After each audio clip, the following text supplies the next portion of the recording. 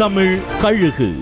விக்கிரவாண்டி இடைத்தேர்தலில் டஃப் கொடுக்க புது ரூட்டை கையில் எடுத்திருக்காங்களாம் பாமக.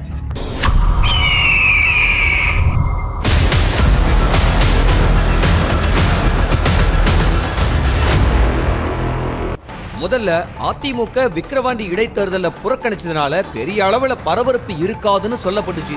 ஆனா அது இப்ப பாமக விசஸ் திமுகன்னு பரபரப்புக்கு பஞ்சமில்லாம போய்கிட்டு இருக்கு. இதுல பாமக ஒரு புது வியூகத்தை வகுத்து திமுகவுக்கு டஃப் கொடுக்கிற வேலையில இறங்கி இருக்காங்களாம். தமிழ்நாட்டோட பல்வேறு மாவட்டங்கள்ல இருந்து திமுக உடன்பிறப்புகளை இறக்கி இருக்கிற நிலையில திமுக எந்த பகுதியில எந்த மாவட்ட திமுகவினரை இறக்கி இருக்காங்களோ அதே பகுதியை சேர்ந்த பாமகவினரை களமிறக்கி இருக்கான் பாமக.